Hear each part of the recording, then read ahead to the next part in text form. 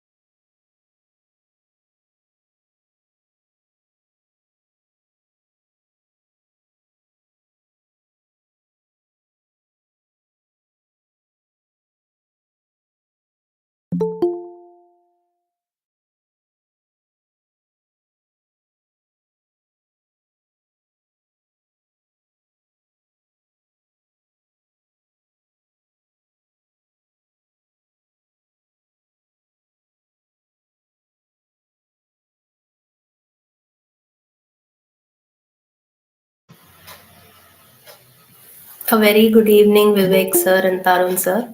We're so glad to have you on. Hi, good evening. I hope I'm audible. Yes, sir, you're audible.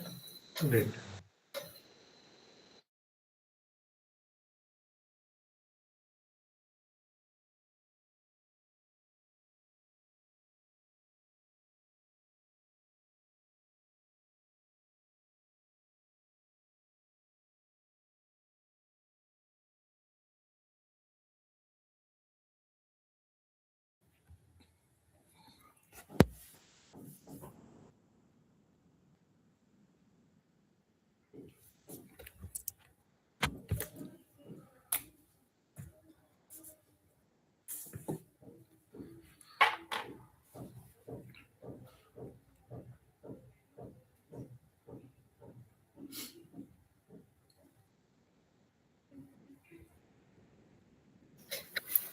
We'll be beginning in another 5 minutes. We appreciate your patience.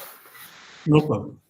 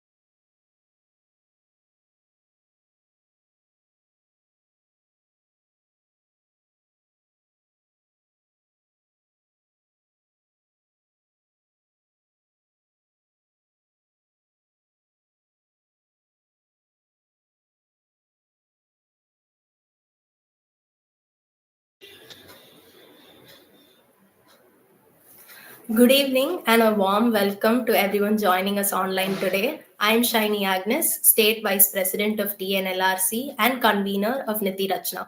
On behalf of the National Legal Rights Consortium and Parul University, I extend my heartfelt congratulations to all the shortlisted teams. Reaching the final round of Niti Rachna in itself is an achievement, and it reflects the quality of your research, the originality of your ideas, and the efforts that you have put into your policy drafts. We are delighted to have you with us for the final presentation rounds, and we look forward to engaging discussions, thoughtful questions, and impactful policy proposals over the course of the rounds.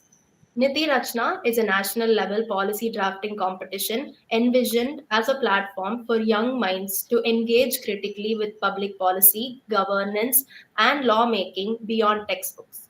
The objective of Niti Rachna is not merely to test drafting skills, but to encourage participants to identify real world problems, analyze ground level realities, and propose innovative, feasible, and ethically sound policy solutions. This year's edition focuses on the region of Kodri, challenging participants to balance development, sustainability, stakeholder interests, and administrative feasibility. Through this competition, we aim to nurture policy thinkers who are research oriented, socially conscious, and capable of translating ideas into implementable frameworks. Now, I would like to take a few moments to introduce NLRC and Parul University. The National Legal Rights Consortium, or NLRC, is a rights-based organization dedicated to the upliftment of women, children, and the marginalized communities. Through various outreach programs in schools and shelters, along with active social media campaigns, the NLRC aims to foster community oriented growth and passion among law students. Through initiatives such as the Niti Rachna, NLRC seeks to bridge the gap between academic research and the real world governance by providing platforms that encourage critical thinking, evidence based analysis, and solution oriented approaches to contemporary issues. Parul University, with its strong emphasis on multidisciplinary education, research, and innovation, has consistently supported initiatives that promote experiential learning and policy engagement. The university's commitment to academic excellence and social impact makes it a fitting host for a competition of this nature. Together, NLRC and Parul University are proud to host Niti Rachna 2025, bringing together participants from across the country on a common virtual platform. At this stage, it is my privilege to introduce our esteemed panel of judges for the final presentation rounds of Niti Rachna 2025. We are delighted to welcome Mr. Vivek Jha sir, a distinguished private equity, venture capitalist, and corporate law practitioner. Mr. Jha is currently associated with Antares Legal and is an alumnus of National Law University of Jodhpur. His practice focuses on data privacy, mergers and acquisitions, private equity investments, and corporate compliance. He has over 20 publications on topics such as mergers and acquisitions, consumer protection, and insights on investment strategies. Having previously worked with leading law firms such as Kaitan and Co., Shardul Amachan Das, and Fox Mandel Associates, he brings a valuable perspective on regulatory feasibility and implementation. We are equally privileged to have with us Mr. Tarun Jain sir, advocate and tax controversy expert, as part of our judging panel. Mr. Jain is a gold medalist from National Law University of Jodhpur and holds an LLM in taxation from the London School of Economics. He has previously served as a partner of leading law firms such as BMR Legal, Economic Laws Practice, and Lakshmi Kumaran and Sridharan. He has extensive experience in tax litigation, economic law, and policy advisory. He is also a published author and editor of several authoritative works on taxation and GST, and has received international recognition for his contributions to taxation and public policy from BW Legal World 40 Club of Young Achievers in 2021 and the Tribute Foundation for International Tax Disputes. We are truly grateful to our judges for joining us today and for sharing their expertise to our participants. Now, coming to the rules of the final presentation rounds. Each team will be allotted 15 minutes to present their policies. A question and answer session of up to 10 minutes with the judges will be conducted after the rounds. Participants are requested to ensure that their presentation slides are clear, formal, and easy to read. Rather than repeating the written submissions verbatim, the teams should focus on presenting their key findings, their policy recommendations, feasibility, and implementation strategies, and the impact of their proposals on the stakeholders of Kodri. The judging will be based on problem identification and justification, originality and innovation, feasibility and implementation strategy, stakeholder impact, structure, clarity of language, and depth of research, presentation skills, and defense during the Q&A session, adherence to ethical standards. Both the written and the oral presentation will contribute to your final scores. Participants are requested to maintain decorum throughout the online proceedings. And for the presentation rounds, the dress code is traditional or formal attire, even though the competition is being held online. Penalties may be imposed for revealing the participant's identity, and hence, during all points of the competition, the participants are requested to only use their team codes. With this, we come to the end of the introductory segment for the final presentation rounds. Now, I request UC 88 to stay back and the rest of the teams to kindly exit the session.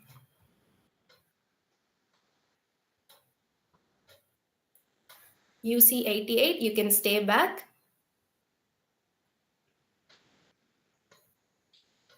Got it. Now, UC 88, you can begin your presentation and share your screen when you're ready. Please ensure that your video is on during the entire presentation duration. All the best. Am I audible? Yeah, you are audible and wish you all the best to start with. Thank you.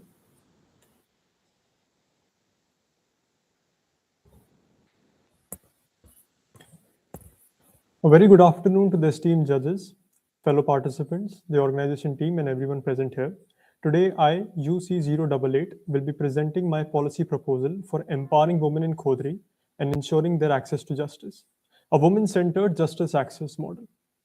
Now, protection to life, liberty, and access to justice are foundational elements of a democratic society, and they must be accessible by every citizen, irrespective of any geography, gender, or class. And these ideals are present in our constitution, looking at Article 14, 15, and 21, as well as directive principles of state policy allow for free legal services and mandate it to present itself as a guarantee for the citizens of our country. Looking at particular legal entitlements, we have the Legal Service Authority Act, which sets up various committees at the national, state, district, and subdivisional level. And talking about the sanctity of women in their home, especially the women of Khodri, we see that the Protection of Women from Domestic Violence Act is present and can be utilized to empower the women in their homes. However, a significant gap persists between these legal entitlements and the reality on ground in remote regions like Khodri. Now, looking at the problem particularly faced by the region of Khodri, we see that the core challenge is the weak last mile delivery of justice mechanism, as well as we need to focus on the social stigma that is around this practice of reporting the domestic violence in itself. And this makes the remedies and laws ineffective on the ground. We can see that the village itself is geographically and digitally isolated. That was mentioned in the case study. It has poor infrastructure. It has, most important thing, social and behavioral barriers. Deep-seated fear of retaliation is there. It has been found by research that the number one cause of women not coming out of their homes and reporting this is that they do not have any hope that their life would be better after reporting the case, as well as they fear retaliation from their male members. Why? Because of the next point of economic dependency. Even in village of Khodri, we see there is a primary employer. Only one employer of mining is there. This creates dependence on the male employer.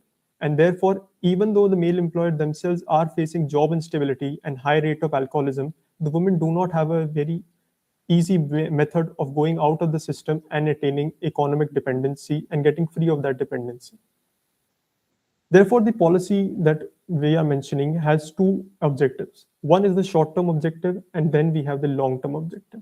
In the short-term objective, we are primarily focused on creating awareness among the women, that they themselves know that there's something, their rights and fundamental rights are being encroached upon. We need to provide that information to them.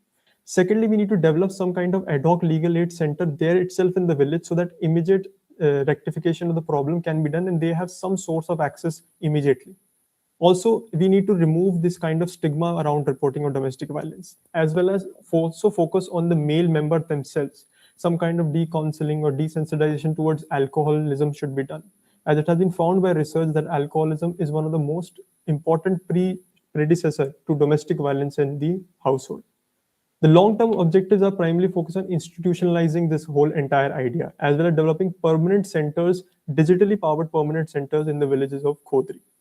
The scope of the policy, therefore, is to provide access to justice and protection to women facing the domestic violence, as well as address the economic and social empowerment challenges. The policy will work within the existing legal structure so that immediate implementation can be done with a view of long-term developments. Stakeholder analysis was done on the basis of power and interest metrics. You look on the left, the figure 2 shows the stakeholder mapping with relation to the amount of power which the stakeholder has and the amount of interest which the stakeholder has in the objectives of this policy. We can see the women lie on the area of low power and though high interest, whereas men lie on the area of high power though low interest in this policy. Similarly, we have mapped the police and the district administration, the self-help groups, as well as the DLSA, the district level service authority, which has high power and high interest. On the basis of this, the engagement and action plan was done for the relation with this policy. Now, moving forward, what is the main proposal after listing the objectives? The main proposal, the engine of the policy is the WEC. It is the Women Empowered Community, which is locally rooted and constitutionally backed. Around this Women Empowered Committee, the aim is to push a woman, that is to make the woman transition through 4 stages, that is the 4-layered transition model of first awareness, then giving her access, making that access sustainable, and finally this will allow her to reach the justice. This model has legal backing. The Legal Service Authority Act Section 4711 may mention the formation of such communities as well as the legal awareness and legal aid facility that must be given free of cost. Protection of the Domestic Violence Act provides for protection officers as well as the civil remedies to remove the aggrieved party from the area of abuse. And lastly, the 73rd Constitution Amendment, which laid the foundation of Panchayati Raj, it allows for such kind of formation of communities and involvement of community for women and children. Looking at the core institution, which I mentioned, the WEC, Women Empowered Committee, it has a 3-tiered structure. And it has 80 plus women representation. It has its local office, the head office in the village itself of Kodri, and it is 19-member body. The tier 1, we have the chair and the ex officio. The chair is the elected Gram Sabha woman, which represents the village. And ex officio, as mandated by DLSA, is a nominated woman magistrate of the town. Then the second tier, we get the senior advocates and protection officers, which act as the legal watch and the legal empowerment. They primarily are the legal advisors to the aggrieved party. The tier 3 is the most important tier, having of 2 wings, the operational wing and we have the community accountability wing. The operational wing consists of paralegals and IT legal teams, health as well as self-help group support. Their purpose is to provide legal awareness, survivor support, take in the complaints, as well as take the complaints till the town for the magistrate in order to start the process of civil or if criminal proceeding, if possible. Then the path to justice is the 4-layer model, which I had mentioned earlier. The first aim to transition a woman successfully till justice is to first make her aware of it. That is the first layer through which the woman must pass. The awareness should be done. This is done by the paralegals in the village. The WEC, after being formed, has the authority to go in the village, make people aware of it, as well as counsel the men too. The men is an important stakeholder. The husband should be made. Kate, I am extremely sorry to interrupt, but your slide is not visible currently. Is it Just this. visible now? Yes, perfect. Thank you so much. Please continue. Then the second layer we go to is that of access. After making her aware of it, we need to provide her suitable access. That is done in the village itself. We take a reporting desk as well as consultations are done in the village itself by paralegal volunteers, and a DIR, that is a domestic incident report, if required, is formed. Then we need to make this process sustainable. Even if we are taking in the report, the woman after coming out of her house and making such a report is going to feel a little bit isolated in the society. We need to, as well as might incur more abuse or make her susceptible to more violence when giving this such a statement and coming out to government officials. That is why we need to develop shelters which provide their immediate assistance, as well as welfare checks must be done by the volunteers in the house if they are living together after reporting such an incident. Finally, the head, the chair, the tier 1 of WEC, consisting of the lead actors being the empowered committee heads and wing 2, which is the committee accountability. They need to make sure that any kind of order or the file that has been placed, they need to track it. And that can be done by monthly audits, compliance tracking, DLSA quarterly reviews are already done. It should be included in there. 2 developmental initiatives I had mentioned in this policy, which act as structural enablers, is the first of all is strengthening of women's self-help groups. the one thing is important is that village must be strengthened, and even though we are providing legal facility, the self-help groups should be also enabled. And according to research, it has been found that in hilly regions there is only one employer, that is the mining company. Apart from that, other employment opportunities can be developed, especially in the area of agriculture and any kind of medicinal plants that can be manufactured or grown to further sell. This kind of work must be done by self-help groups. Secondly, the digital enablement of WEC. This is the most important. This digitally enabling WEC office allows for digital filing as well as a hybrid connectivity. And then further utilization of services already present like tele-law services can be done by the village WEC community. The implementation is a phased and pragmatic approach. The first 3 months is to set up the WEC and as well as the shelter, so that initially this WEC community as well as shelter facility in the village is formed, providing stronghold to the women in the village itself. Secondly, awareness as well as reporting should start from the 3rd to 6 months. Then simultaneously digitization process should begin. In the WEC community, there is already presence of IT professionals, and they should start the process of digitization of the village, it's of the village office. It has been found that companies like Bharti Airtel as well as Jio and BSNL are bringing in methods to wirelessly give digital power to remote regions, and that technology would be more fabricated and finalized in the coming 6 to 12 months, and that is what should be utilized for this initiatives. Finally, the step 5 is to full rollout of the model is to be done. That is complete case management with regular audits for the file and tracking systems. This will allow it to reach the step 6, that is to completely institutionalize this process as well as change the mindset and improve the life of the women. These two figures give a brief overview of the model. The first one saying that how women should be moved from that of awareness to that of access, then sustainability, sustainability, and finally to justice. Whereas the fifth figure shows how the gap between the village and the main town is being covered initially offline and then using online channels. Finally, talking about the cost and the benefits, the cost initially are to set up along with recurring costs is 25 to 30 lakhs. These costs fall well within the budget of DLSA as well as other national rural livelihood missions or other facilities.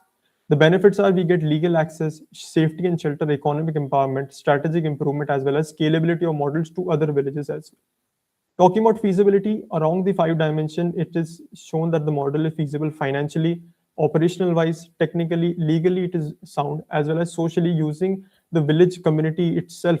It allows for it to be socially empowered. So this was my model, and this was my conclusion on how the model allows the women-led decentralized allows justice mechanism to flourish in a local area like the Khodri village. And WEC community empowerment having different tiers allows for a parallel structure of information to flow. An offline first model makes it feasible, and slowly and steadily clauses are also made in order to allow digital empowerment. Thank you. Thank you so much, UC88. Now we can proceed into the Q&A session. Judges, the floor is open to you for any questions. Sure. Let me take a stab at the question. Very interesting suggestion and thought process. The model, let's assume it works in theory. Now, there are certain practical concerns.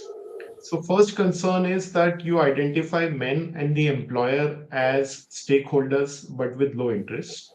Yes. How do you think they will be incentivized, or why at all will they be interested in participating to ensure that this becomes success? That's point number one. Point number two, the other stakeholders, the Women-led Empowered Committee and JAM, which you have suggested, what is the incentive for them to actually make it successful? I understand you are giving them responsibilities, but what is the reason which drives them to take this through? And third, and the most important question is that everything which you have suggested is based upon voluntary participation. Where is the enforcement tool that if one of the actors does not work out the way they are supposed to work, there is actually an ability to enforce all of these? Okay, sir. Taking the first question regarding the men and the employer, their interest is, first of all, that the employer themselves, being a registered and national company, they need to take part in CSR initiatives legally. So that is one of the incentives that they must take part.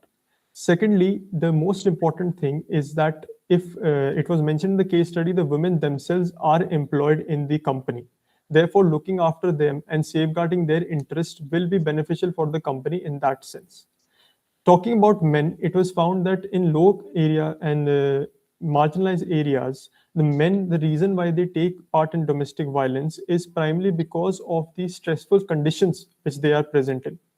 Making such initiatives as taking counseling them and providing them facilities and explaining to them that how they can utilize different kind of coping mechanisms, it will be beneficial for the men themselves to not take out their anger on their family and not make the family situation more worse and making the entire area for them more stressful. So these are the two stakeholders how why they would be interested in taking part in this activity. Second question, sir, was your regarding the. I'm forgetting this. Sir. Can you please repeat? The incentive for these groups to work. The incentives for these groups, primarily, sir, the Legal Service Authority Act already mentions that such kind of committees must be followed. The incentive, in particular, for the women that which you are mentioning is that I have mentioned that the community should be formed by the women themselves. Now, it is already known that their condition is worse in the village, and we are providing them an opportunity to make it better, utilizing their own strengths. The real reason why they might not be incentivized for this is the social stigma that is present.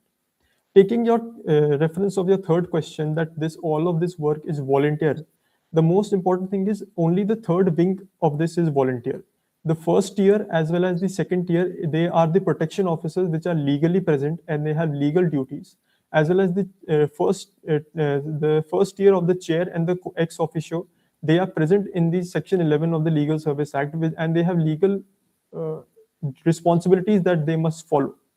The third tier, which is present, which you had mentioned, it is all voluntarily. Also, they are paralegal volunteers as well as legal officers would be made. The paralegal volunteers, when made through the act, acts as a legal officer and has duties and responsibilities which they need to report back. So that is the accountability moving from the legal area. I had also mentioned that Wing 2 would be a community accountability committee having the representatives from Gram Sabha of the village as well as self-help groups. They would be making a quasi analysis of how the work is being done in the community and if any kind of lapse is being done by the community itself. That would be checked by them on the informal level. However, formal legal methods of accountability are already present, sir. Okay. And my last follow-up question on that is that you mentioned that there are legal obligations on certain tier of officers, so they are supposed to carry it out. It might be true, but then the same officers are burdened with a lot of legal responsibilities. So why or what is your suggestion that how will these kind of issues actually become a priority for them to look after? Yes, sir. For this reason, I had made that the focus should come from the village itself. Even though if they have some, let's say, a lot of cases on their plate, the presence of a women magistrate in the tier one, as well as the tier three, primarily being in the village itself, they can use that momentum which comes from the village people to actually mention the cases and make it a priority that such kind of cases are being taken on the urgent basis. As well as the most important thing here is the ex parte orders which can be passed through the Domestic Violence Act. That can be done to push focus on that so that immediate release and immediate relief of the aggrieved party can be done. Okay, that's all the questions from my side. Thank you, sir. I have just one question because Tarun has already asked a couple of questions. So one question that I have, generally, you see, law never operates in silos actually. This domestic violence, what we have seen previously and based on case studies also, is more a cultural issue, is not only a issue which is dependent on financial aspects of a relationship. So well-to-do family also there are domestic violence, maybe in the same city, different parts of India. So what is what are the steps generally to deal with cultural issue, the cultural mindset towards domestic violence, so that the laws become effective? You see, we are the people. Laws are implemented by us on us. Yes, sir. So, actual mental perspective, that stage comes first before getting law into action and implementation. That's my first minor question that I have with you. The other thing is the certain good modalities and good suggestions we spoke about how to deal with the issues, but how to ensure that things like self-help group, the outside assistance, does not make the women of Khodri more dependent on these steps or these modalities. You see, ultimately it is dependency. Today's dependency is on the male member of the family because of several reasons. Later on, there will be dependency on the self help groups and the other modalities. How to make them self empowered so that implementation of law is effective and not only a paper tiger. Understanding. Thank you for the question. So, taking the first question of the cultural aspect that you had mentioned, that there is a culture of domestic violence that is present and not economically bound. That is true, and that area is being addressed in the first layer itself, that is of the awareness that I had mentioned. That if you look at the second point, I have mentioned behavioral awareness and de-addiction sensitization for men, as well as there is a in the awareness activities, what can be incorporated is understanding how to make a area of respect, mutual respect for each other, as well as it can be mentioned that if the culture aspect is found to be more present in the villages like Khodri, we can understand that how to use that culture barriers, culture objectives, like some cultures have that they worship some deity or they are worshipping some women personality. That kind of leverage, if on the ground level required, can be done. However, it would be best to keep it as unbiased and look and focus on developing mutual respect in the awareness programs amongst the men and the women to primarily target the domestic violence problem. And secondly, it is since the case study had mentioned that the main problem was economic dependence and alcoholism. That is primarily why I had focused on these two challenges in the initial phase of awareness. And so the next question, your second part of the question was, sir? So you're Yeah, next part you can, I mean, you can just spend 1.5 minutes because I see the time is already up that way. So next part of my question was that how to ensure self empowerment, because yes, sir. for him we are talking about Yes. dependency on the male members because of XYZ reason. Second step, on the modalities we are talking about dependency on the self help groups and the legal measures, etc. But ultimately the answer lies within the group, within the women section. So how to actually achieve that? Yes, sir. I understand that you had mentioned that the modality might shift to the self-help groups. However, the self-help groups, as such, they are providing a different kind of livelihood to the women. And what can be done is they can a kind of migration process can start. That most important thing, sir, initially is to make them understand that there is other methods of gaining a livelihood, and they don't have to depend on that company in itself. In the future, the self-help groups can be diverted towards making small initiatives and for making a small startups. As I had mentioned, that there are number of things and number of livelihoods that are present in a hilly region, which have been found by research. They can get most important thing is the farming activities. A lot of companies are also focusing on medicinal plants that can be harvested. So different self-help groups can do a process of identifying different kinds of livelihood which can be done, and slowly and steadily, after understanding that some kind of modality can occur and dependence can occur on the self-help groups, we can already start diversifying since after 1 or 2 years, primarily taking on the livelihoods which are most profitable initially, and then slowly and steadily diversifying into livelihoods so that the women itself is empowered and not the self-help groups.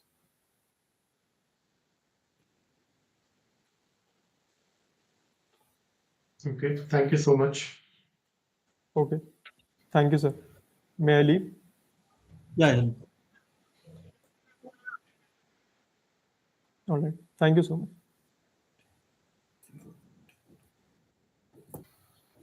The judges can now take the time to mark the participant. The previous team was UC 088. Right. The next team will be 35. Okay. And we can mark directly in the Google Drive link that you have given, right? Yeah, I'll mark. I'll just note it down and I'll,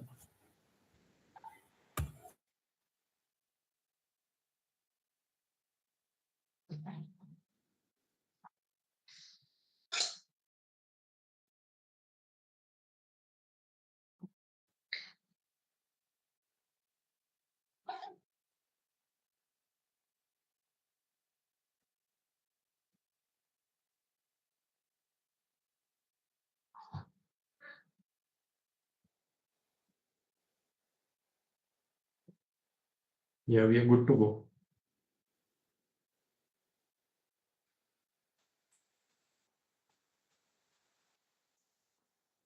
Sure.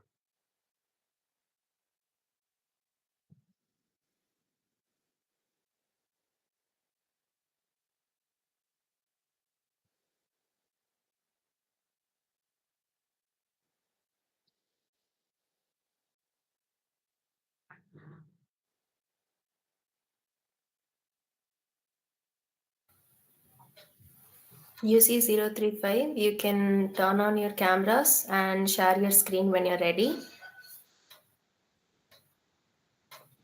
Also, a gentle note, kindly keep an eye on the chat box. We'll be updating the time remaining there.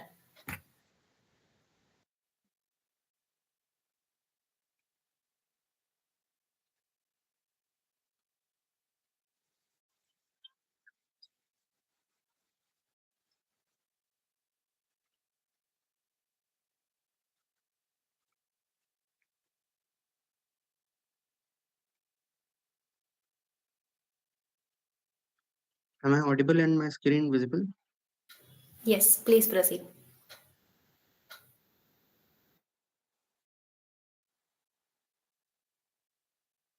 Begin.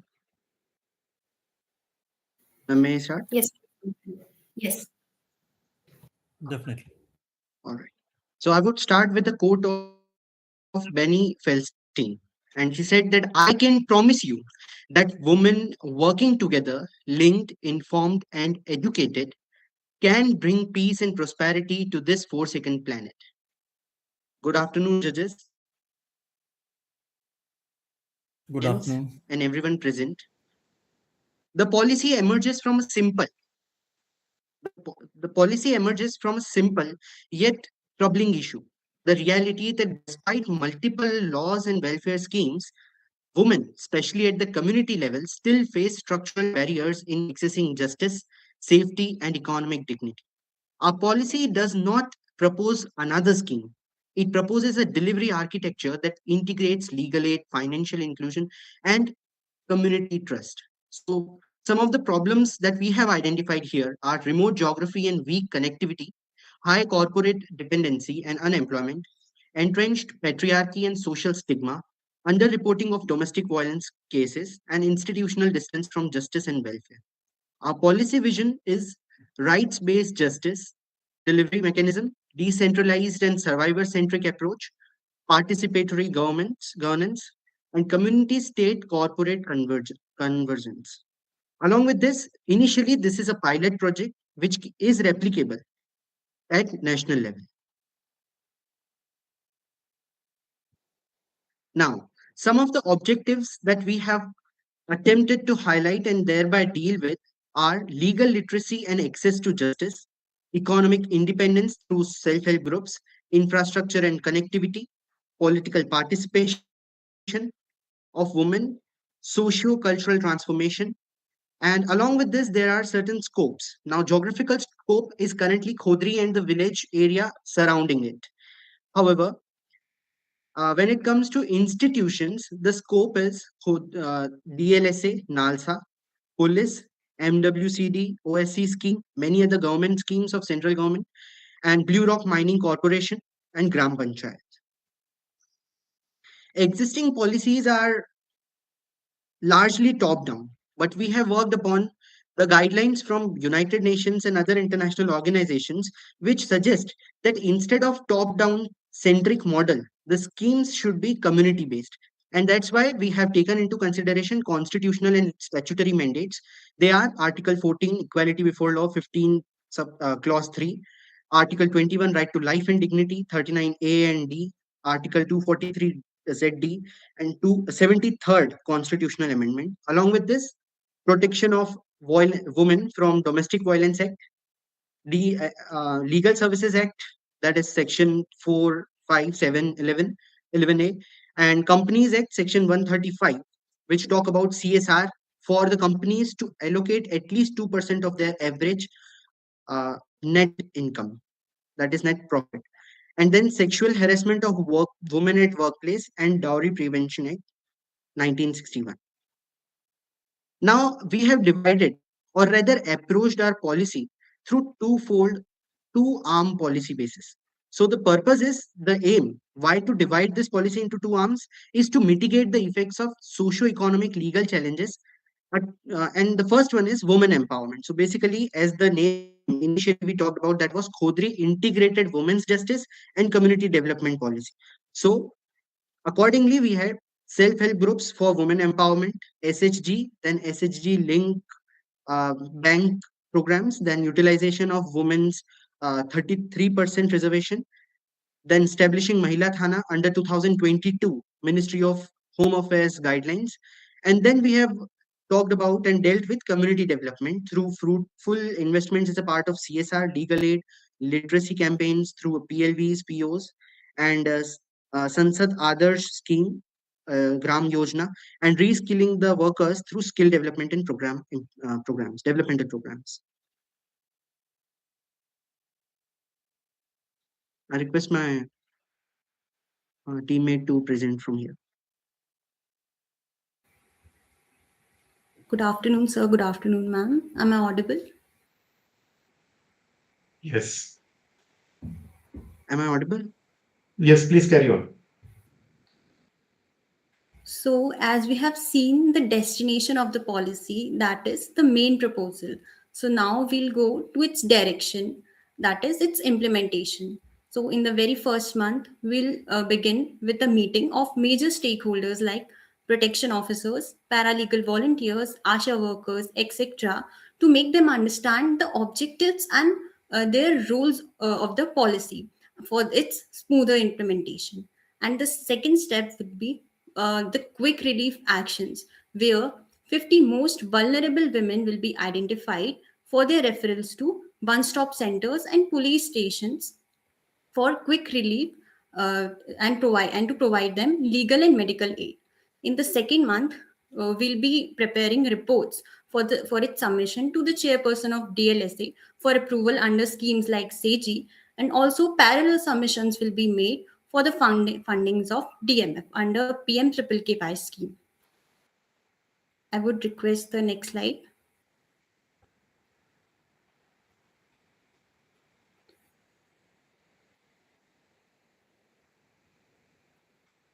So, in the second month, we'll also constitute 15 to 20 self-help groups, which would be facilitated by community coordinators and ASHA workers.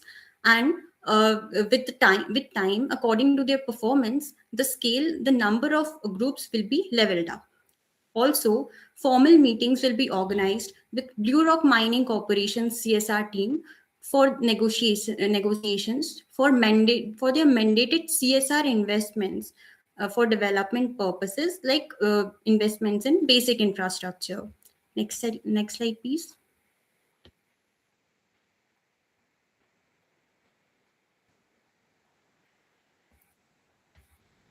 So our second stage will begin from third month, where SHG bank linkage program will be initiated, which will open joint bank accounts of the members of the group. And along with this, legal aid services will be provided by paralegal volunteers, and in their assistance, they'll help the women to file online or offline complaints. Next slide.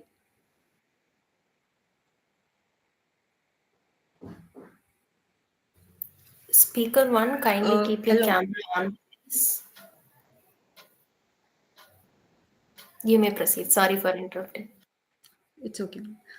So in the same month, legal literacy and awareness programs will take place against the domestic violence, sexual harassment, dowry prohibition, and with that, women will be made aware of their basic rights like that of property, and with that community workshops will be organized against the harmful effects of alcohol. With that, street plays like nukkar natak will be organized in collaboration with the malar collective, uh, sorry, where women will be trained and to perform the respective acts. Next slide, please.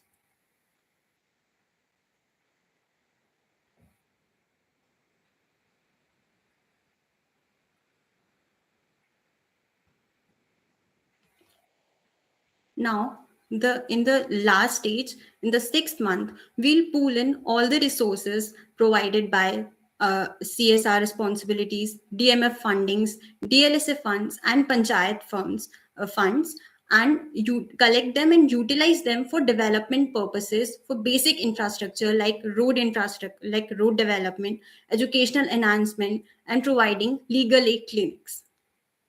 Next slide.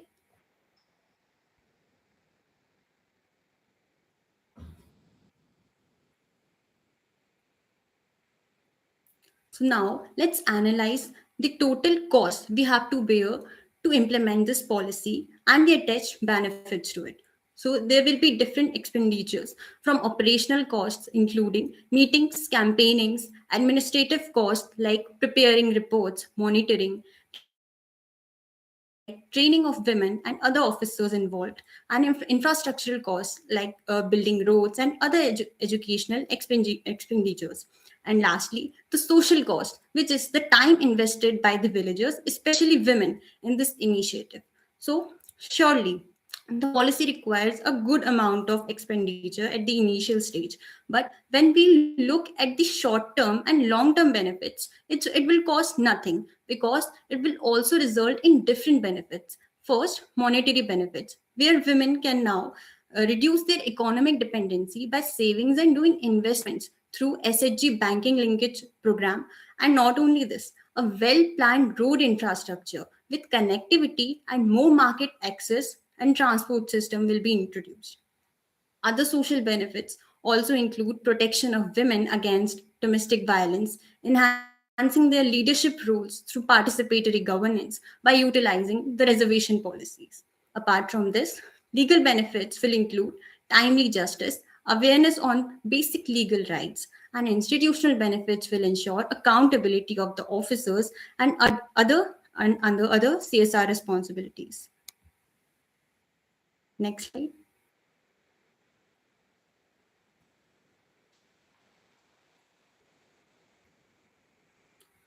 Here comes our feasibility analysis, which forms the practical application of the policy.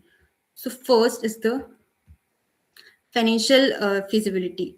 So, at the initial stage, DLSA funds will be organized. Sorry, DLSA funds and panchayat funds will be utilized for the conduction of meetings and other small making reports. And at the later stage, major investments will be made using CSR funds and DMF funds. Also, with that, legal and political feasibility will be ensured because our program because our policy is only based on the already existing framework of the government through various laws like that of Domestic Violence, Legal Services Authorities Act, and schemes like PMKKY scheme, CG scheme, and utilizing institutional mechanisms like NALSA, but with a more strategic implementation and a new direction. And the operational costs and administrative feasibility, where again the policy is utilizing the existing government models like self help groups and bodies like paralegal volunteers, and also ensuring coordination between these bodies and other stakeholders by meetings, discussions, and tolerance towards each other's differing opinions. And the last one is social feasibility. as our policy itself is based upon twofold subject matters, that is women empowerment and community development. So yes, women-centric community development will improve and enhance both the conditions of women and the community as a whole. Next slide, please.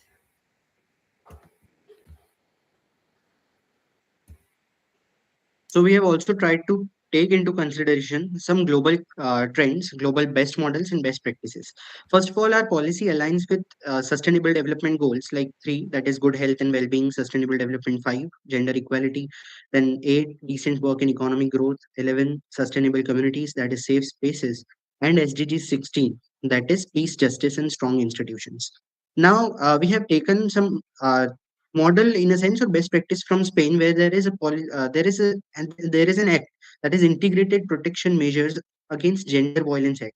So Spain enacted this law to counter, and they realized that gender discrimination or gender violence is not merely a criminal issue but a structural human rights violation. So that is why they brought in a comprehensive strategy, and through this we have a holistic model combining legal protection, specialized courts, legal aid providing, along with justice delivery, similar to OSC and PLB convergence. Then South Africa also has Thuthuzela Care Center, that is TCC model. In this, we have learned from this that one-stop centers can be provided. It is similar to that OSC, offering medical aid. Actually, what happens is South African model is basically The questions. Thank you. Thank you, UC35. You can kindly exit the session.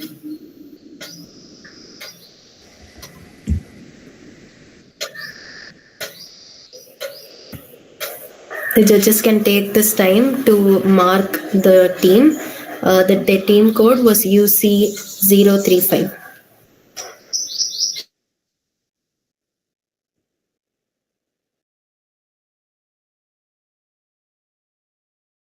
C29, kindly switch on your camera. We will begin in a few moments. Kindly keep your presentation ready. Can you confirm if I'm audible and visible? Yes, you are. Thank you.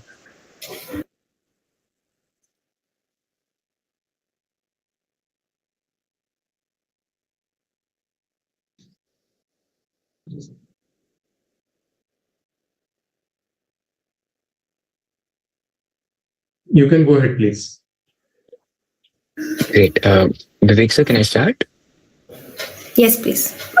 Okay, And thank you. kindly keep an eye on the chat box. We'll be updating the time remaining there.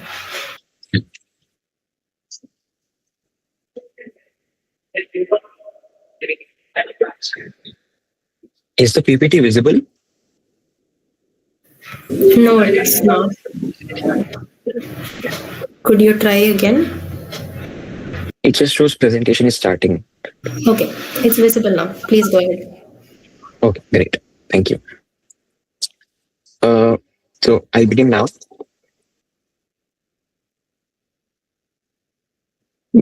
Good afternoon, members of the jury and organizing committee. I'm UC029 and I'll be presenting my policy proposal to deal with the Khodri issue. Now, I participated in this competition individually, so it'll just be me presenting. A brief background, I'm a political consultant for the Nilgiri district, and today I'm here to propose the Survivor Assistance and Awareness for Holistic Access to Safety, or SAHAS policy. Now, this policy is envisioned as being enacted by the Nilgiri District Legal Services Authority to resolve some of the problems being faced by women in this district. Before we discuss what the policy entails, it is important to diagnose the problem itself. As you might have heard from other participants by now, the incident of Mira has brought to light systemic issues where women in the Khodri village are facing domestic abuse. They are unable to access legal mechanisms due to fear of social stigma and retaliation. Resultantly, many of them have now formed Malhar, a self-help group, which seeks to be consulted on major policy decisions. So this is a broad overview of the crisis that has brought us here. Now, diagnosing this problem, there are many causes. For one, the government in the Nilgiri and the Nilgiri District Legal Service Authority clearly does not consult women when formulating their policies, therefore resulting in a top-down approach. There is also hesitation and unawareness about legal protection.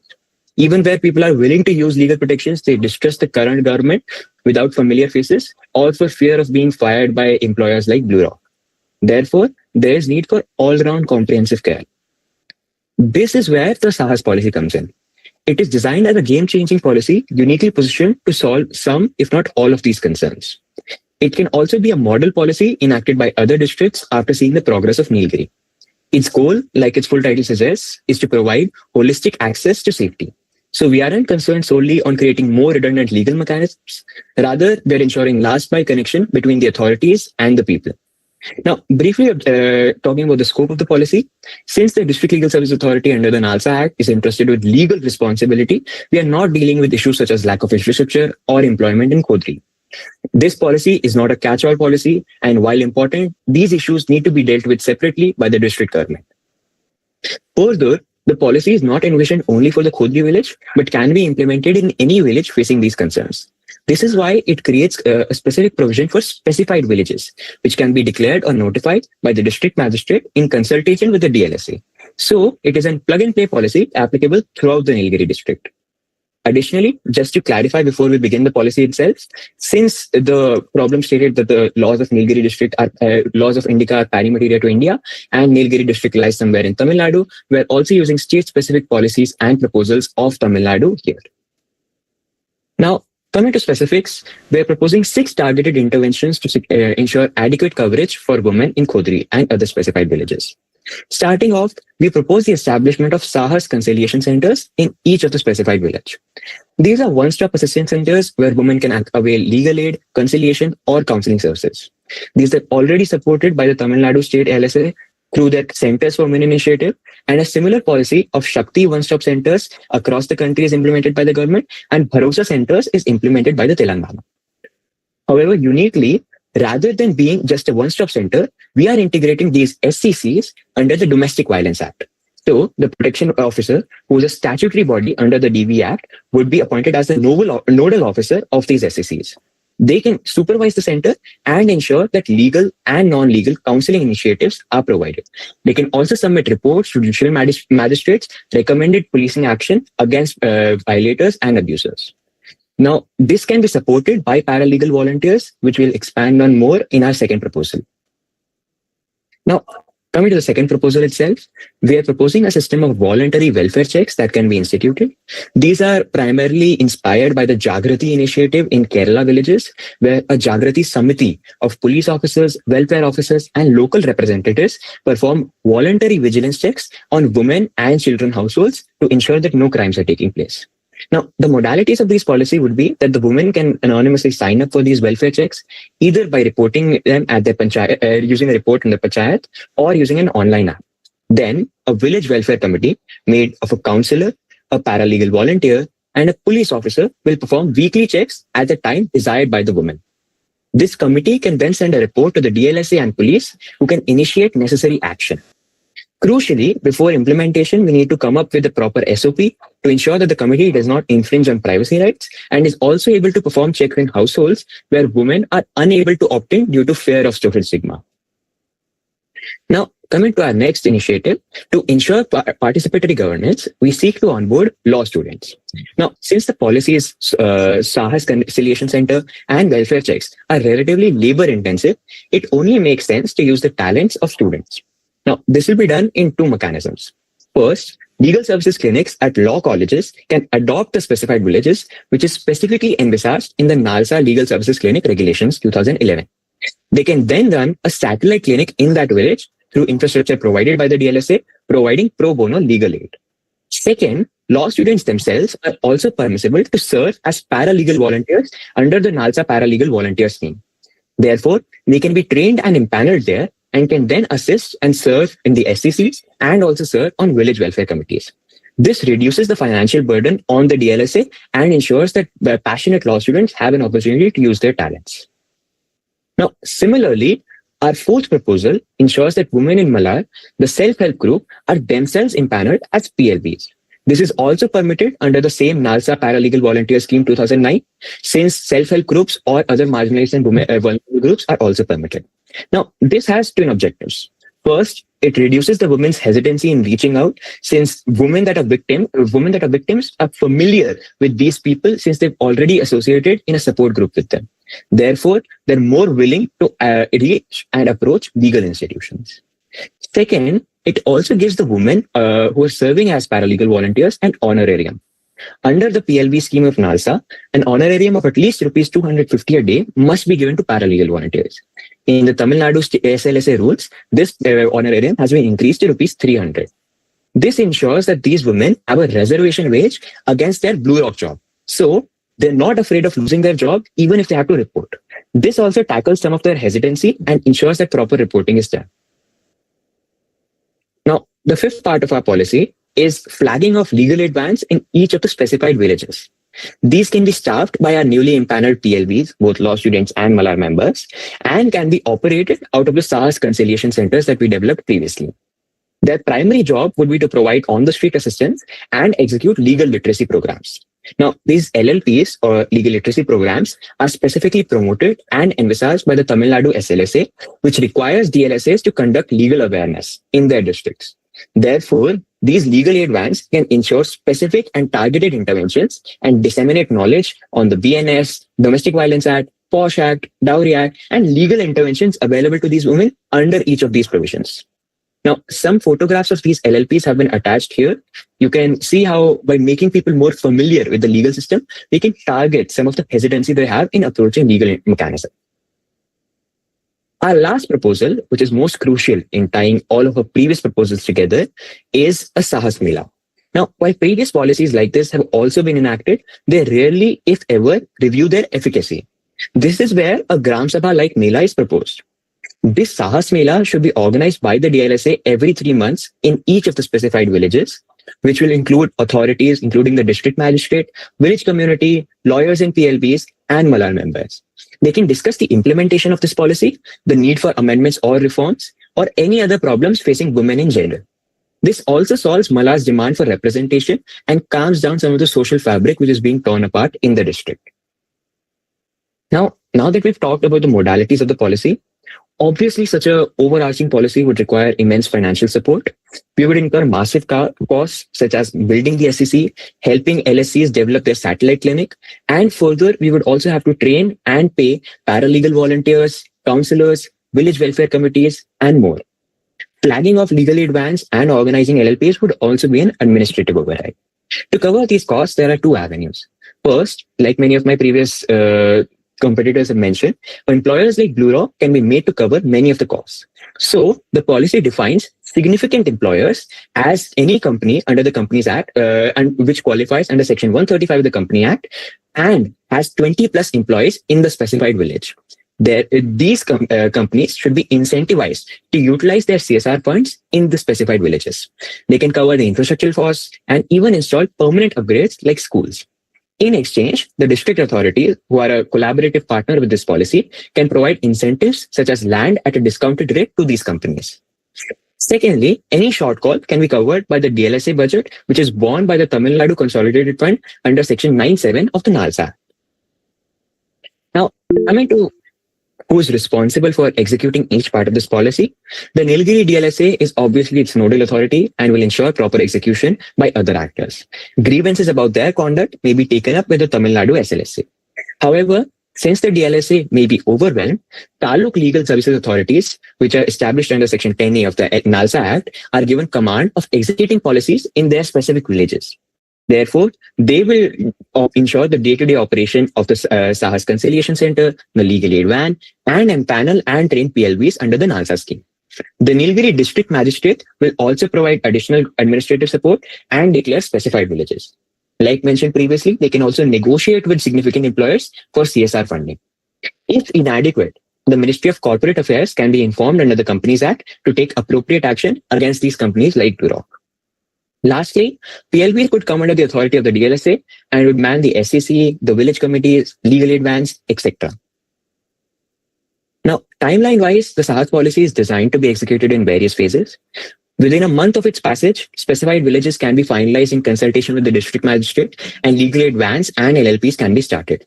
Further, women can be identified and begin training as paralegal volunteers. In the intermediate term, the Sahas Conciliation Center can begin construction and welfare checks can be operationalized. Further, law colleges can begin surveying specified villages for adoption and building their clinics. Long term, Sahas Mela should be organized by the DLSA and proper SOPs be launched for each policy proposal to ensure they're executed properly. After that, necessary tweaks can be made as required. Last but not least, the monitoring of each proposal is entrusted to different actors. For the Sahas Conciliation Centers, since they function under the Domestic Violence Act, the nodal officer can submit a report to the District Judicial Magistrate alongside the DLSA for appropriate action. For welfare checks, the village committee should report the number of opt-ins, the welfare checks performed, and any aberrant domestic violence incidents to the DLSA for action.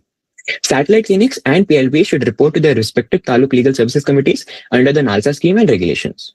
As for the legal aid van, since it is under the Sahas Conciliation Center supervision, the nodal officer can compile a report of LLPs organized, which will be forwarded by the DLSA to the Tamil Nadu State Legal Services Authority. Similarly, recommendations in the Sahas Mela can also be forwarded in a report to the state and national legal services authorities. With this, we come to the end of our proposal. If enacted properly, it can cause a drastic decline in domestic violence, create legal awareness, and provide job opportunities to various women.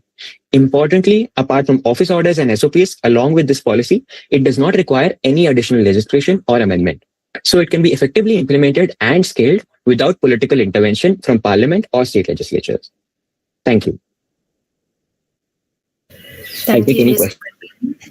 Yes, we can proceed to the Q&A session now. Yes, thanks for the presentation. Very interesting outlook in the sense that you have provided tires on who should do what. But tell me one thing, why do you think women will open up? So if there is an aggrieved woman, a woman who has suffered, and she fears that her domestic household may break, her matrimonial relationship may break, why do you think they will really come out and, opt for these ventures? Certainly, sir, I think you're right. There is a lot of social stigma and patriarchy associated, which is where I think more authorities and more collaborative initiatives can be taken. This policy, like we mentioned, is not a one-stop approach. However, two things I think that make this policy a better approach at doing that is, number one, by inculcating Malar members and law students as paralegal volunteers, they become the first step and the bridge in the legal approach. So if a woman already is in a support group of other women, and those women are able to tell them about such initiatives or such policies in place, they might feel more comfortable with approaching the legal authorities. Second, and more importantly, sir, we're also developing a system of voluntary welfare checks. Now, like we mentioned, we also need to come up with an SOP for a welfare check to be instituted without somebody's voluntary opt-in.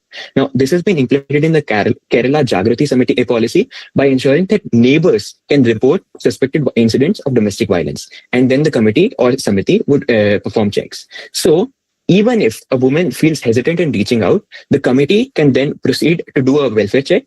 And if they suspect an incident of domestic violence, they can report it to the protection officer. Now, under Section 14 and 10 of the Domestic Violence Act, these protection officers are empowered and statutorily encouraged to take suo motu action. So they can submit reports to the police and FIRs can be launched without the women themselves coming forward. That is how I think it does solve one of the concerns about women's hesitancy. Further, sir, like we mentioned, by providing employment opportunities and awareness, we're ensuring that these women have buffer and are not economically dependent on Blue Rock or their husbands in not reaching out. Okay, thank you. No further questions. Thank you, sir. So I have one question. You see, most of the aspects you have already discussed and all. So, going by the name itself of this initiative, Sahas, okay, gives an indication then some section is deeply oppressed and wants to come back, okay, in the balance, okay. So somehow this title seems quite, harsh and extreme in nature itself, the title, the initiative, okay. With this initiative, with this slogan, with this banner, how would you sensitize men? Because ultimately problem here is stemming from one section of population, a gender, right? And everything is dependent on that. So with this slogan and the banner, how would you sensitize men? Because there may be a scenario, there is a retaliation, right, in the empowered section, that the other section is doing XYZ things under this banner, we should retaliate. How would you Right. find the balance in that scenario? You see, you always had the police, you always had the NGOs, you always had the law students. There are multiple numerable examples everywhere around the world. Okay, obviously using them better is a different thing. But with this message, how do you sensitize men? That is where the problem Right. starts, triggers. Right. I think, sir, certainly you're right. I think the name can be jarring, and I agree that it reflects an indication of patriarchy and oppression. However, so in my opinion, I would argue that that is not inherently wrong. The fact is that the policy is scalable. The name does not need to be, right. And if you look at the Khodri village and the Nilgiri district, the fact that we've been provided that they're in a hilly exclusionary region shows that these women have historically been oppressed. So hiding behind some more equitable name, I do not think is the right approach. I think acknowledging that patriarchal oppression that has existed historically is the first step. If we're not even able to acknowledge that, okay, yes, there has been a problem throughout history, then I think that itself makes the policy fecal and weak. Now, coming to the more substantive question and issue of educating men, I think you're right that unless men are also educated and it's ensured that men are also empowered, this policy would fail eventually. Now, this is where a few things come in. First, we're doing legal literacy programs through the legal aid vans. Now, certainly the name could be jarring. However, at the same time, it can also have the opposite effect by telling men that if women indeed have sahas literally translates to courage, if they do have courage and if they're willing to stand up and if there are legal interventions available for them, then it tells men that they need to be more hesitant in their actions. So in the first place itself, I would argue that it does ensure that men have some knowledge. Further, sir, I think the Sahas Mela itself, by organizing it in a Gram Sabha type format, it ensures that if men continue to take such action, then number one, they can be educated by various actors there. Number two, if such action continues, they can also face social ostracism. So the social stigma that women currently face could be reversed and put on men. And in that way, men would not be able to act as freely as they're doing so right now. That I think addresses some of these concerns. Thank you. Thank you so much, sir. Thank Can I you. leave? Yes, you may exit the session.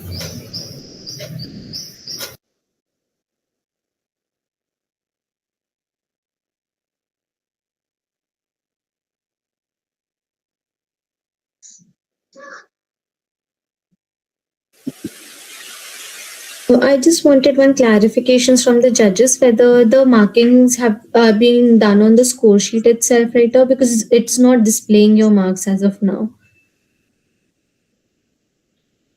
I am taking notes in my own table, and as soon as the event is done, we'll Sure, just sir. need Yeah, a couple same of with me. minutes. Yeah. Sure, sir. Thank you so much for this clarification.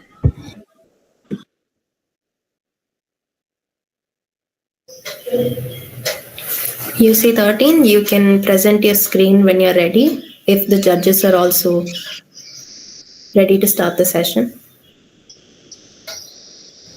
Yeah, we are ready.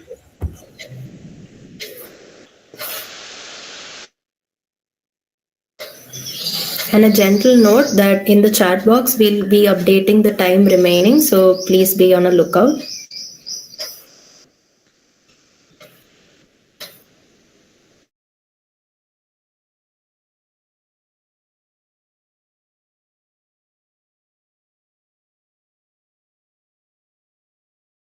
Just a moment.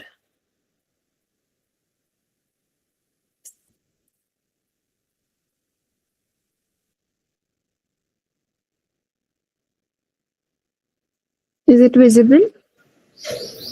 Yes, please proceed. Honorable members of the panel, I've shared my screen. May I proceed? I think you should switch to presentation mode and then go ahead. I have.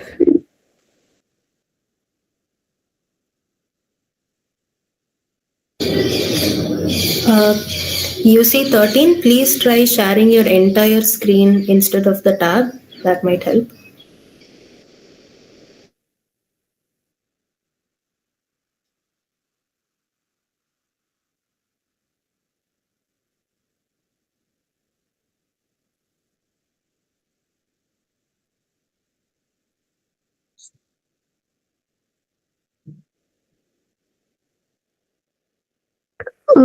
There is some glitch, I guess, because I'm trying, but on my screen it's showing the entire slide, but then it's not showing there. If the judges are okay with it, I think you can proceed this way. You can just try slideshow if you can click on top. Yeah, I am doing that for myself. It's coming on my screen, but not on Google Meet. That's okay. We can come and see. Is this fine? The one you are seeing now? Yes.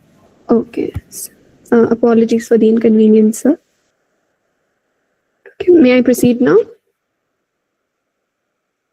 Yes, UC13, you can proceed. Okay. Justice is a promise the state makes to its citizens. But for Meera, living in the rugged shadows of the Nilgiri Hills, that promise has been lost in transit. In Khodri, isolation isn't just a geographical reality. It is a legal vacuum where domestic violence is met with silence and geography dictates destiny. I am here today as your policy consultant to present a framework that stops asking victims to find their way to the law and finally demands that the law find its way to them. This is the Khodri Access to Justice Initiative, a roadmap to turn systematic neglect into community-led empowerment. Let us look at Meera. She's 32. She works at Blue Rock Mining. She's a survivor of years of abuse. But why has she never filed a complaint? Because in Khodri, filing a complaint is equivalent to a suicide mission. If she reports her husband, he loses his job. And if he loses his job, she loses her site assistant role. She is economically and geographically trapped. Meera isn't silent because she is weak. She's silent because the current system offers her a choice between violence and starvation. This policy is for Meera.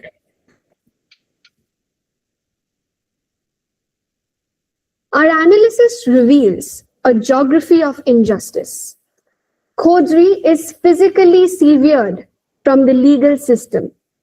There are no buses, no legal aid centers, and the mobile connectivity is so poor that a woman can't even call a helpline in times of crisis. This isolation breeds impunity.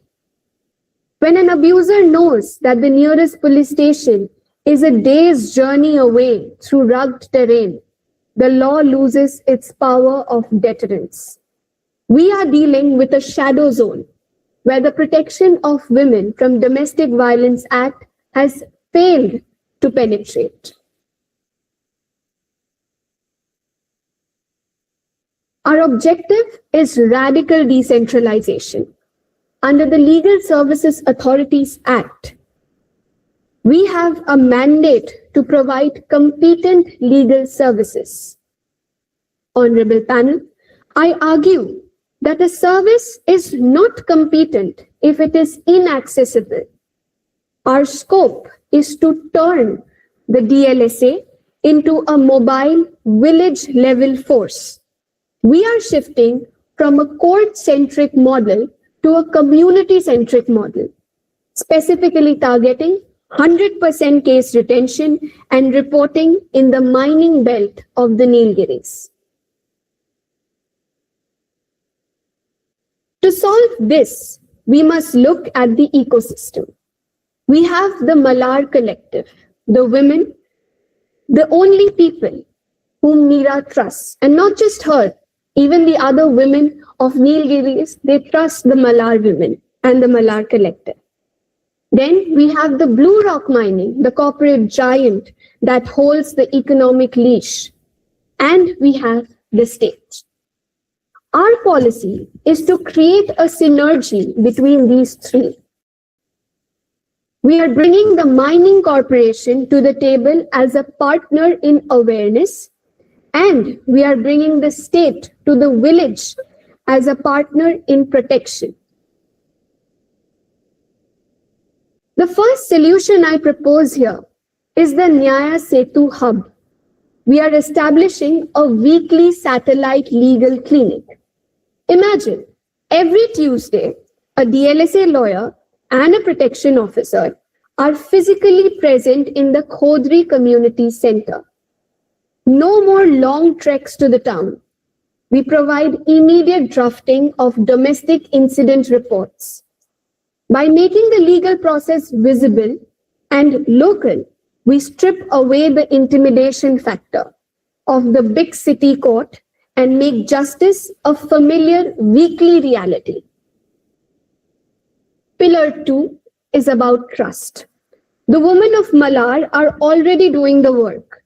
We are just going to give them the badge.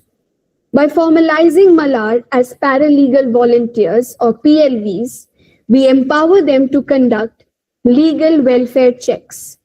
These aren't police raids. They are discreet neighborly visits to ensure safety. This is participatory governance at its best, using local women for local women, backed by the authority of the DLSA. Now, let's talk about the no retraction protocol. Malar observed a heartbreaking trend. Women file cases and then they withdraw them under pressure. We don't just file papers. We spend 3 sessions preparing the women's mind. We explain them the trial, we simulate the cross-examination, and we build emotional resilience. We ensure that by the time she stands before a magistrate, she is not a trembling victim, but a prepared witness.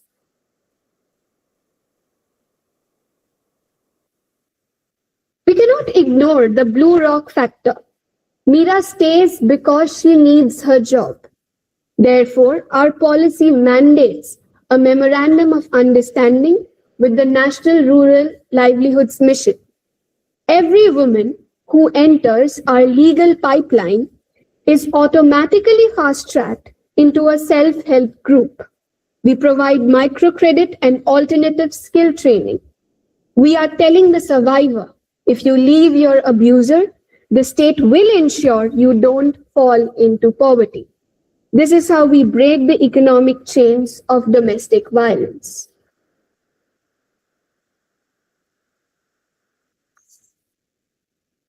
We have a concrete roadmap. This isn't a dream, it's a plan. In the first 3 months, we train the Malar PLVs. By the 6-month mark, the Nyaya on Wheels unit will be navigating the Nilgiri slopes. And by the end of the year, we will have a full data set. We aren't just launching a program. We are launching a pilot that will prove that remote geography is no excuse for denial of rights. This proposal is also legally watertight. It is anchored in the Protection of Women from Domestic Violence Act and Article 39A of our Constitution. We are leveraging the existing victim compensation schemes and one-stop centers.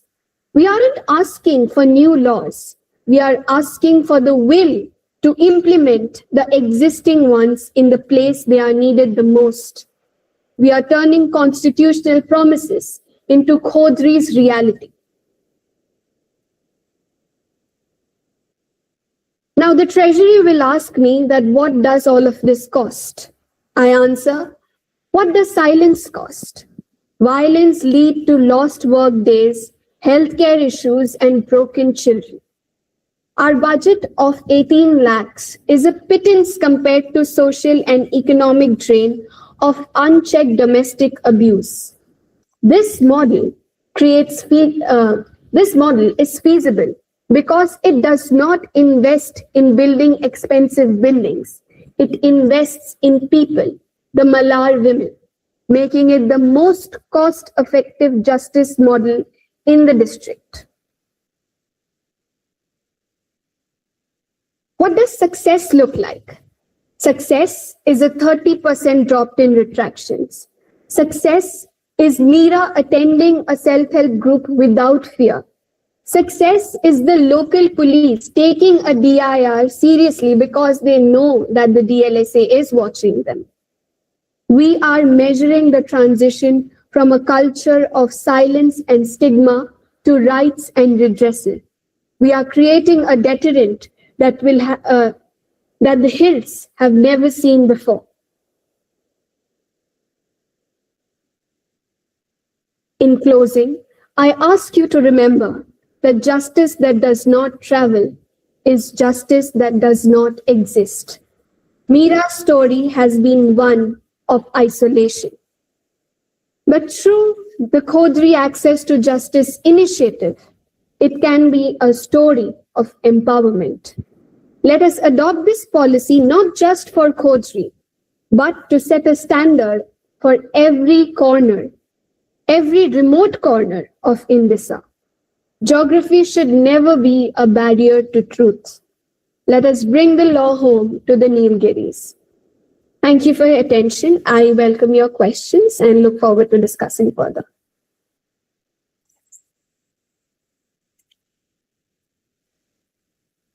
Thanks. I think you made a very passionate pitch on the reasons why this has happened and what is the current scenario. I actually wanted to check, am I right in understanding that at every level of your policy, at the end, the responsibility lies with a well-functioning DLSA? Yes. And if the answer is yes, DLSA exists even today, how do you ensure that it carries on what actually you're proposing? So, as I have already addressed in my presentation, that the Malar collective is already present there. So, Malar has the trust of the women in the Khodri district, but they don't have the teeth. Currently, Malar is an informal support group for them. They can offer them a shoulder to cry on, but they cannot legally restrain the abuser or secure Meera or women like Meera a protection order. Without this policy, they are a bandage on the systematic wound that exists. It's not the question. Even today, DLSA exists, and despite that, this is the state of affairs. So you are not suggesting a radical replacement of DLSA by a new institution. No, sir. But still you are carrying hopes that DLA will function in future. Where does this hope come from? So there have been many other schemes like the Asha scheme or other schemes in parametry to Indisa. But with DLSA is already a functioning group. What I am trying to say is that the women in the Khodri district or people living there, they don't have an access to DLSA itself. They have to go there physically and then make a complaint. So we don't want them to go to DLSA or to the court. We want the DLSA to come there, which is why every week if a DLSA lawyer and a protection officer physically visits them, it would be visible for them. The Malar collective is already there who will help the DLSA. So the DLSA doesn't need to now sit and look at the whole situation. They already have people who are going to support them with that. The PLVs will be trained as per that. So the DLSA will only be helping through the legal things that the Malar collective isn't able to do right now. Okay, I have just one more small question. You mentioned in the beginning that you will make the mining company also a stakeholder in this process, but I didn't see anything. What are the steps vis-a-vis the mining company? Sir, just a second. to the Blue Rock Mining Corporation. We will bring them as a partner to raise awareness that they will, because their job itself is tied to them being a part of the Blue Rock Mining is the only corporate giant that exists there. So Mira cannot go to file a complaint. Why? Because if her husband loses the job, then she will also lose her role. So the DLSA, if the DLSA does come there, they have the power to issue notices and coordinate with the employer, like the Blue Rock Mining Corporation. And because we will bring them as a partner, we'll tell them that domestic violence will also cause and may have been causing absenteeism and workplace instability for them. So, however, if they retaliate, then we can invoke the right to residence and the monetary relief, which are given under the PWDVA, ensuring that Mira's livelihood is protected and protected by a court order.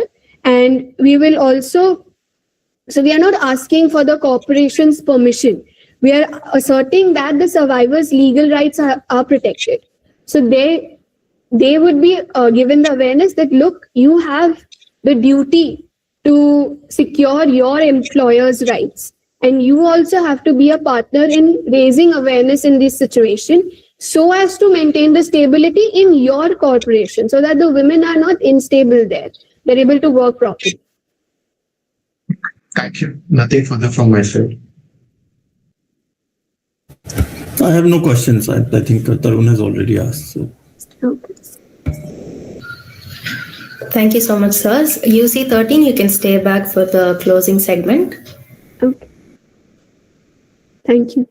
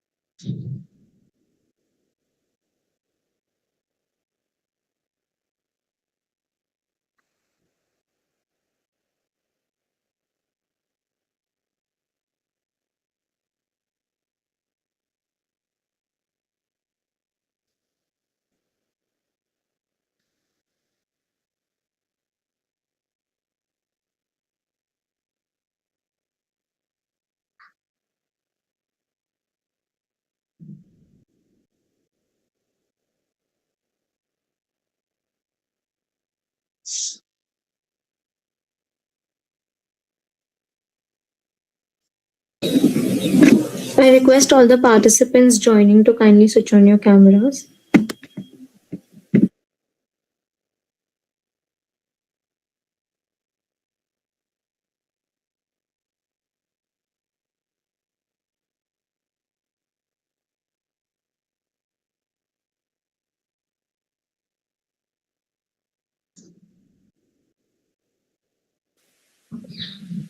Shiny, you may go ahead with the concluding segment. The participants will keep joining. Okay. So as we come to the conclusion of the final presentation rounds of Niti Rachna 2025, we would like to sincerely thank all the participating teams for their thoughtful submissions, well-researched policy proposals, and engaging presentations. Each team has demonstrated a commendable level of analytical depth, originality, and commitment to addressing the problem statement with sensitivity and practicality. We appreciate the efforts and discipline with which you have engaged in this competition. At this stage, we would be grateful to hear from our esteemed judges and invite them to share their observations, their insights, and feedbacks on the presentations that we witnessed today. Thank you. Let me go ahead with the first step. First of all, congratulations. I think every one of you spoke from heart. You understood the gravity of the situation, how important the issue is for the social fabric of the country. And what I must also compliment all the participants is that you took time to figure out how the legal framework actually is well modeled to address it. It's just a question of ensuring that all the nuts and bolts are working together and the implementation mechanics are actually having a say. I must also must also point out that there were two particular aspects which actually overwhelmed me. One is that the participants were actually making, or rather attempting to make, this a practical policy. It was not anyone's suggestion that let's have a theoretical framework. Everyone wanted that there must be practical measures, and that's why everyone highlighted the practical roles of each of the participants, how they should work, the coordination, the different team players working together, local help groups, policy level, DLSA, police. And the second aspect which I really liked or admired about all the participants was that there was a sincere attempt to go into the real cause of the problem. You see, it's like you either treat the disease or you treat the symptoms. So there was a sincere measure not to treat the symptoms, but to go and identify what is the root cause of such kind of behavior in the households, particularly in this kind of a household which suffers from a terrain which is difficult to navigate, poverty, social issues, cultural issues.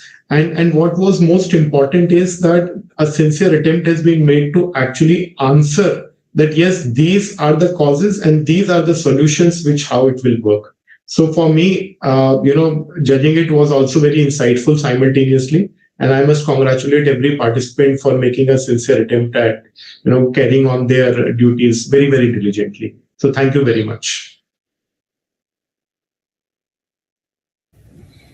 Okay, thank you, Tarun. Thank you so much. I'll also add my 2 bits. So, firstly, many congratulations to all the 4 teams to making it this level. You see, it's a competition, and competitions are all about perspectives and not about who is right or who is wrong. So, all of you are winners. You should feel that, irrespective of the final results, right? You should feel valued. First input from my side. The thing I liked about common to all participants in a different way. Now, what happens? Domestic violence related aspects in India are quite common. When the issue is quite common, then there is always a challenge to provide any specific solution to that, because you have too many solutions around you over the period of time, learning around them, right? So it is very difficult to find some specificity vis-a-vis that problem. And all of you participants have done outstandingly well in trying to have certain modalities and action points. And all of us, 4 teams, their action points were different from each other. Okay. You see, that means there are so many specific optimal solutions that participants could think of. Okay, that were there. Obviously, there were some common linkages. They will always be there. Okay. Other than that, the another good point about participant was, you see, nothing can be solved without a wider stakeholders participation. This is not a problem only of law upholding agency like lawyers or law enforcement agencies like police or other security agencies. Only with the participation of larger stakeholders. That is where one of the participants spoke about CSR, for example. One of the participants spoke about involving a local organization, local NGO into this system to actually provide for some solution. So good thing was that all of you some way or the other spoke about and emphasized more on larger stakeholders participation to actually address it. That is very important. Otherwise, when you only talk about law per se, legislation, then enforcement of legislation, always remember laws are drafted by us, okay, with same mentality. Laws are enforced by us with the same mentality. It does not achieve desired results as such unless there is a other stakeholder participation in the process, and everything acts as a check and balance. You see, financial empowerment acts as a checks and balance to independence of a person, right? If you are more financially empowered, you will feel more independent. Automatically, you will feel more confident. You will take on the challenges and take on the world, take on your problems in a very different way. So this was the best part. All of you were, united in your approach some way or the other on larger participation as such. And again, I said I congratulate all the teams. All of you have put your best foot forward, irrespective of the results. All of you should see yourselves as the winner, and feel that you have tried to do something meaningful in your own way. So that's my 2 bits on this. Thank you so much for inviting me as well. Thank you so much, Tarun sir and Vivek sir, for your encouraging words and valuable insights. I'm sure it will be very helpful for the participants in all their future endeavors. Now I invite Ms. Vedika to deliver the vote of thanks. Thank you, Shiny. Am I audible? Yes, ma'am. So, good evening, everyone. As we come to the conclusion of the final rounds of Niti Rachna 2025, it is my privilege to propose the vote of thanks. I would like to begin by expressing my sincere gratitude to our esteemed judges, Advocate Vivek Jha and Advocate Tarun Jain, for graciously accepting our invitation and for sharing their valuable time, expertise, and thoughtful insights with us. Your observations and guidance have added immense depth and clarity to the competition, and you have been truly enriching for all our participants. I also extend my appreciation to all the finalist teams for their rigorous research, innovative thinking, and composed presentations. Each team has demonstrated commendable dedication and a strong commitment to policy-oriented research, which truly reflects the spirit of Niti Rachna. I would like to take this opportunity to acknowledge the relentless efforts of our organizing committee. My heartfelt thanks to our organizing committee chairperson, Ms. Adrika Prakash Gupta, National Vice President, Nlrc, for her leadership, vision, and constant guidance throughout the planning and execution of this competition. I am equally grateful to my fellow Organizing Committee Vice Chairperson, Mr. Shubhang Khare, Manager of Legal Career Development Cell, Parul Institute of Law, Parul University, for his invaluable support, coordination, and commitment at every stage of this event. I would also like to sincerely thank our Organizing Committee core members, Ms. Nancy Agarwal and Ms. Jewel Devnath, Placement Executives, Parul Institute of Law, Parul University, for their consistent efforts and meticulous attention to detail, which ensured a smooth conduct of Niti Rachna 2025. A special word of appreciation goes to our conveners, Sukhman, Vice President, PLRC, Pranavi Avyagari, National Council Member, Anaya Mishra, National Council Member, Mahika Singh, Social Media Coordinator, Nlrc, Avni Vashisht, State President, RLRC, and Shiny Agnes, State Vice President, TNLRC, for their dedication, coordination, and tireless efforts behind the scenes. I would like to thank Parul University and the Parul Institute of Law for their institutional support and encouragement in hosting and facilitating this competition. Finally, I extend my sincere thanks to everyone who worked behind the scenes and to all those who joined us online today and contributed to the success of Niti Rachna 2025. Thank you so much, ma'am. Thank you so much. Thank you. Once again, we extend our heartfelt thanks to our judges for their time, expertise, and constructive feedback, and to all the participants for making Niti Rachna 2025 a meaningful experience. A special mention to our National President, Ms. Vaishnavi Moti, and to our National Vice President, Ms. Adrika ma'am. The results and communication will be shared with the teams in due course. With this, we formally conclude the final presentation rounds of Niti Rachna 2025. Thank you so much, Aisha. Thank you. Thank you so much once again to all the judges for taking out time to judge this event. Thank you very much. Thank you so much. Thank you. So we have